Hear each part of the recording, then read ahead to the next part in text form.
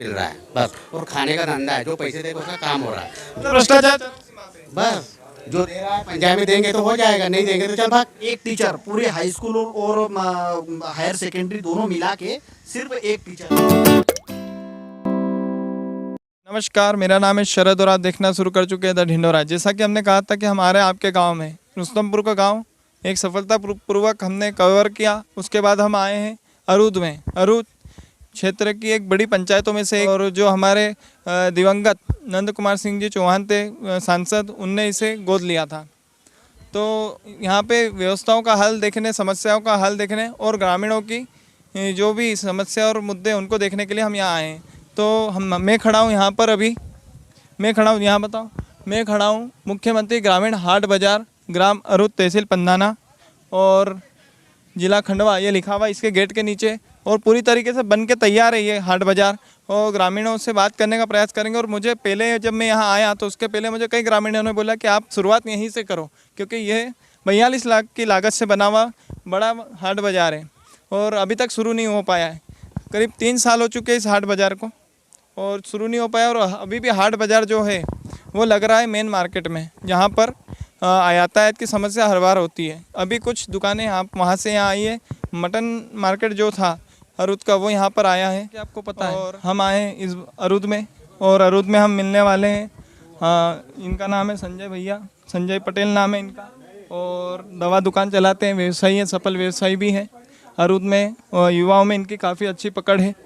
तो इनसे जानने का प्रयास करते हैं कि क्या है ग्राम में, और ग्राम की मुख्य बातें और कुछ सुझाव जो ग्राम को और बेहतर और अच्छे कर सकें। और आदर्श ग्राम, जैसा कि सांसद नंद कुमार सिंह चौहान जो भूतपूर्व सांसद थे दिवंगत, उन्होंने इसको आदर्श ग्राम के रूप में गोद लिया था। तो इनसे पूछने का प्रयास करेंगे कितना काम हुआ है और क्या क्या उन्होंने करवाया, सरपंचों ने क्या करा, जानने का प्रयास करते हैं। बताइए। मेरा नाम संजय पटेल है। ग्राम को सांसद महोदय ने गोद लिया था। राशि तो उन्होंने दी, लेकिन काम बहुत अधूरे रह गए। मतलब अपन बोल सकते हैं कि 50% काम हुआ है, 50% नहीं हुआ है। और ये पंचायत स्तर पे मतलब घोटालेबाजी वगैरह इसके वजह से नहीं हो पाया है। सुचारू रूप से नहीं चला पाना पंचायत ने, और काम को व्यवस्थित न करवा पाना, सचिवों द्वारा घोटाले किए गए, और इस वजह से मतलब यहाँ पर कामों में थोड़ी सी अनियमितताएँ है। किस प्रकार के काम जो अधूरे छूट गए हैं, किस प्रकार के मतलब काम है, आप ज़रा बता सकते हैं? जैसे कि यहाँ पर मतलब सांसद महोदय के द्वारा हाट बाज़ार जो आया हुआ था, हाट बाज़ार यहाँ पर करोड़ों की लागत से बना, अच्छा बढ़िया बना, वो बहुत व्यवस्थित है। लेकिन वहाँ पर आज भी उसको मतलब वो अव्यवस्था है पूरी है, और पूरा मतलब वहाँ पर बाज़ार लग नहीं रहा है। मार्केट जहाँ पुरानी जगह था वहीं पे रोडों पे लग रहा है। पंचायत उसको सही ढंग से मतलब वहाँ पर लगवा नहीं पाई। ये जो हाट बाज़ार के लिए पैसा है, आपने बताया वो बन गया है, तो उनके समय ही बन गया था? हाँ।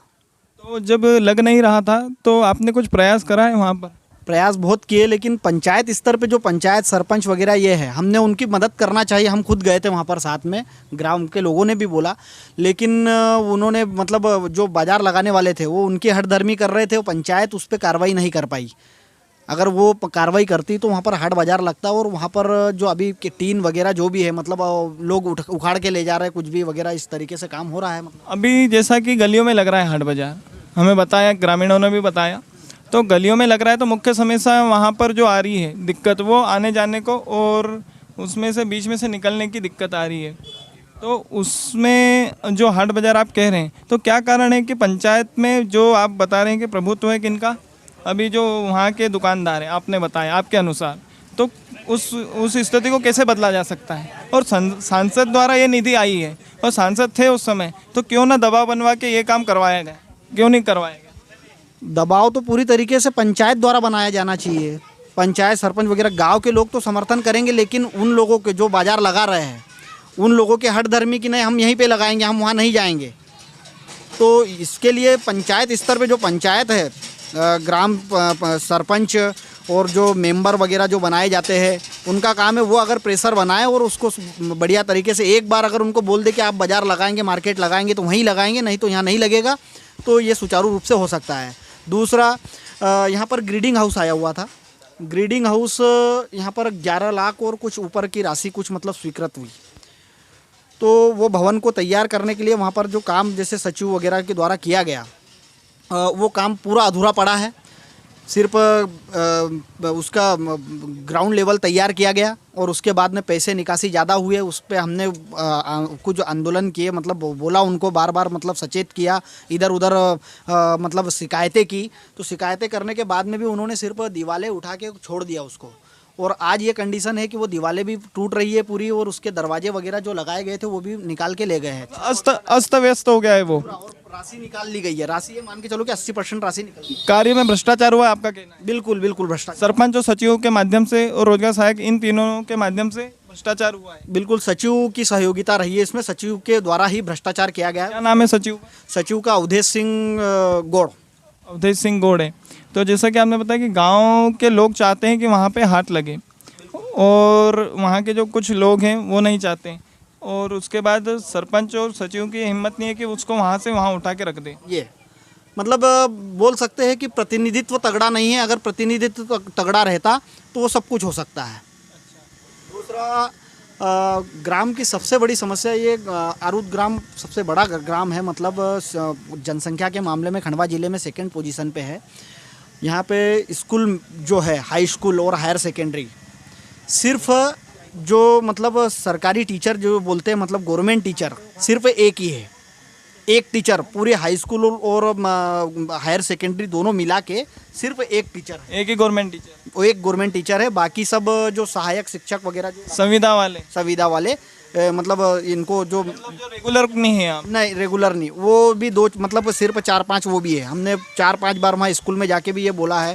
फिर मतलब और आगे भी अवगत विधायक महोदय को भी और सबको अवगत कराया है इस चीज़ों से कि यहाँ पर टीचरों की कमी है। उससे बहुत मतलब बच्चों की पढ़ाई का लॉस हो रहा है, क्योंकि पढ़ाने वाला ही नहीं है। मतलब इतने बच्चे हैं 9वीं क्लास में, कम से कम 300 बच्चे, 350 बच्चे हैं, मतलब अकेली 9th क्लास में। 10th अलग है, 11th अलग है, 12th अलग है। टीचरों की बहुत समस्या है। शिक्षा को लेके काम अच्छा नहीं है और ध्यान भी नहीं दे रहे। तो अब जैसे आपने तो ऊपर तक बोला है, लेकिन वहाँ से भी कुछ रिस्पांस नहीं आया जैसा कि आपने बताया। अब अभी चुनाव के पहले जैसे उच्च शिक्षा मंत्री हमारे मोहन यादव जी आए थे, तो उनसे हमारी चर्चा हुई थी। तो उन्होंने बोला था कि मतलब चुनाव के बाद में मतलब इसके लिए मतलब करते हैं कुछ भी वगैरह। तो अब अभी आचार संहिता वगैरह हटी और उसके बाद में ये वो अब और डबल से आचार संहिता लग गई है। तो इस वजह को भरोसा है कि करेंगे?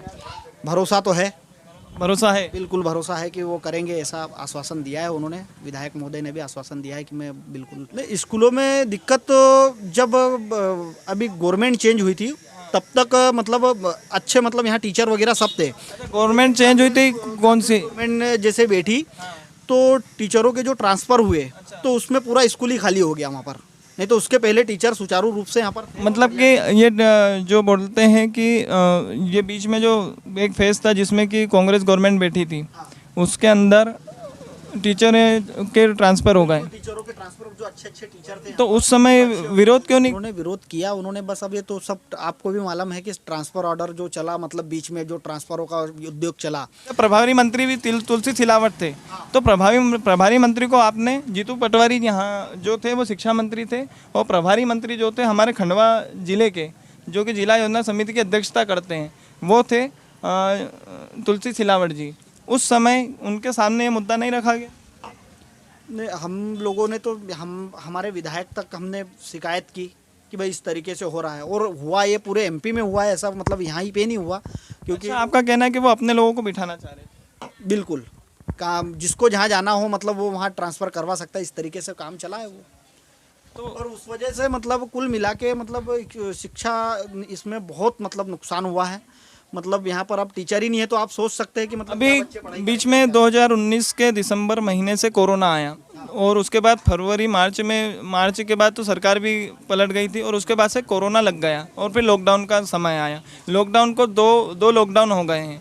बच्चों की शिक्षा ऑनलाइन चल रही है। ऑनलाइन शिक्षा के तहत क्या बच्चे उसी कार्य क्षमता के साथ, और उसके बाद अभी 50% वापस कर दिया, बीच में हटा दिया था पूरी कोरोना गाइडेंस, जैसा कि ओमिक्रॉन को देखते हुए सरकार फिर सख्ते में आई है और देखा है कि कुछ नुकसान हो सकता है उससे। उस डर के कारण उन्होंने क्या करा कि वापस से 50% कर दिए। तो अभी जो बच्चे पढ़ के निकलेंगे वो बच्चों का भविष्य कैसा रहेगा आपके अनुसार? उनके भविष्य का तो कुछ बोल ही नहीं सकते, क्योंकि ऑनलाइन शिक्षा जो अभी मतलब हमने जो देखी है, मैं तो ये जानना कि ऑनलाइन शिक्षा ज़्यादा अच्छी है, ऑफलाइन शिक्षा में ज़्यादा इफेक्टिव? ऑफलाइन शिक्षा ही बढ़िया है, ऑनलाइन शिक्षा नहीं, मतलब मेरे हिसाब से तो नहीं है, कोई बेटर नहीं है, मतलब क्योंकि इससे बच्चा मतलब व्यवस्थित तरीके से पढ़ ही नहीं पाता है। पहली बात तो ये है, जो ऑफलाइन मतलब फेस टू फेस जो मतलब पढ़ाई होती है और जो मतलब रिस्पांस मिलता है बच्चे को, जो मतलब रियल टाइम एक्सपीरियंस होता है जिसमें जो कि आप बैठ के क्लास में पढ़ रहे हैं और टीचर पढ़ा रहा है, आपके सॉल्यूशन भी और जो आपका कन्फ्यूजन है वो दूर कर रहा है, बिल्कुल। तो उससे इफेक्टिव और कुछ भी नहीं है। तो आपने बताया कि संविदा शिक्षक है यहाँ पे, तो क्या वो इतने कार्यकुशल नहीं है कि वो बच्चों को ठीक तरीके से गाइड नहीं कर पा रहे, पढ़ा नहीं पा रहे? 4-5 संविदा शिक्षक है, 4 संख्या कम है। 5 शिक्षक, मतलब वो भी अभी हुए हैं, मतलब इसके पहले तो 2 ही थे सिर्फ, अच्छा, अब 5 शिक्षकों, तो 5 शिक्षक है। अब 5 शिक्षकों ने किधर किधर मतलब क्लासें किधर किधर लेना, मतलब 4 तो क्लासें को, और सिर्फ 9th क्लास के 3 मतलब वो है ABC मतलब ग्रुप बने हुए हैं। अच्छा, मतलब ग्रुपों में उनको डिवाइड कर रखा है। 300 बच्चों को एक साथ में, 350 बच्चों को कैसे एक साथ में बिठाया जाएगा? शिक्षा काल बहुत खराब है यहाँ पे। नल योजना, नल योजना जो है मतलब अभी जो हुई है, इसमें मैंने खुद ने भी कंप्लेन की हुई थी, क्योंकि कुछ काम अधूरा रह गया है, इसलिए उनको हैंड ओवर बोलने, पंचायत सरपंच को और इनको बोल दिया है कि इसको हैंड ओवर नहीं लेना है, क्योंकि इसमें जो उनका एस्टिमेट था, एस्टिमेट में उन्होंने पूरा मतलब बना के देने का था कि भाई जहाँ भी नल मतलब हर घर छोड़ना है और वहाँ पर स्टैंड लगा के उसकी टोडी वगैरह फिक्स, पूरा वाल वगैरह लगा के बंद करके पूरा करके देना है। अभी सीधे इन्होंने सिर्फ नल जल योजना वाले जो मतलब ठेकेदार है, उसने सीधे पाइप छोड़ दिए, छोड़ दिए। सकते हैं। जैसा कि आपने देखा, हमारे साथ मौजूद थे संजय पटेल जी, श्री कृष्णा बाल कल्याण समिति सरस्वती शिशु मंदिर के सह व्यवस्थापक थे। इन्होंने अपनी राय रखी और बहुत ही मुखर होकर राय रखी। समय की कमी के कारण हम अभी तो इनसे और चर्चा नहीं कर पाएंगे, आने वाले समय में और इनसे मुलाकात होगी तो और चर्चा करेंगे। अरुद के गणमान्य नागरिकों में इनका नाम आता है और युवाओं में अच्छी खासी पकड़ है, जिसे हम फैन फॉलोइंग कहते हैं हमारी यूट्यूब की भाषा में। तो बने रहिए मेरे साथ, देखते रहिए ढिंढोरा, और बहुत बहुत धन्यवाद आपका भी बहुत बहुत धन्यवाद। कोई बात, धन्यवाद। नाम बताइए अपना। मेरा नाम राजेश पटेल है। राजेश पटेल है, क्या कर रहे हैं आप? जी, मैं अभी मेरी पढ़ाई चल रही है, ग्रेजुएशन चल रहा है, फाइनल ईयर BA से आपका फाइनल है। तो अभी जैसे कोरोना आया तो अभी तो ऑनलाइन क्लासेस चल रही? हाँ, ऑनलाइन क्लासेस थी, लेकिन अभी जो कंडीशन है वहाँ पे स्थायी प्रिंसिपल नहीं है और टीचर भी बहुत कम संख्या में, मतलब 450-500 बच्चों के बीच में 4-5 टीचर है बस। ऐसा है कि आपका नाम? मेरा नाम दीपक पटेल।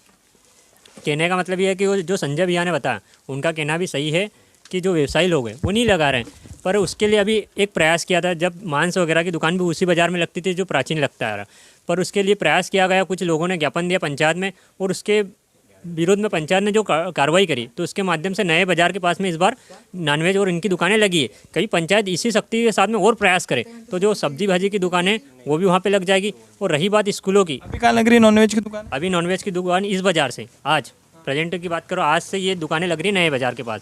बाकी सब्जी भाजी की दुकानें यहाँ लग रही है क्योंकि आवागमन में बहुत समस्या आ रही थी। अभी जो हमने एक दादा से बात करी वो बोल रहे थे अभी भी नॉनवेज की दुकान अभी भी वहीं लग रही है। आज से नॉनवेज की दुकान वो दादा के सानिध्य में नहीं होगा, इसलिए उनका कहना है कि ज्ञान में नहीं हो। हाँ, तो उनके हिसाब से वो लग रही है अब नए बाज़ार के पास। अब नए बाजार में मतलब वहाँ से हट चुकी है। तो वहीं पे जो पुरानी जगह उससे तो उसको हटाना है। वो दादा ने सही बोला मदिरा की दुकान हटाने का, पर जो मांस की दुकान है वो अब वहाँ पे लगने लग हट गई है, तो मतलब वहाँ लगना चालू हो गया। आज से लगना चालू ही लगना चालू हुआ। और दूसरी बात, स्कूल की समस्या बहुत सारी है। पहले जब अपना जो स्कूल का मेन मार्ग है वो पूरा क्षतिग्रस्त है, स्कूल में बाउंड्री वाल है नहीं, 4 टीचर है, उसमें भी अभी तक परमानेंट प्रिंसिपल नहीं आया है, अभी भी प्रभारियों के माध्यम से चल रहा है। प्राइमरी स्कूल में ऐसी कंडीशन हो गई है कि बच्चे खाने खा रहे हैं तो उनके पास हाथ धोने इतना पानी भी नहीं है।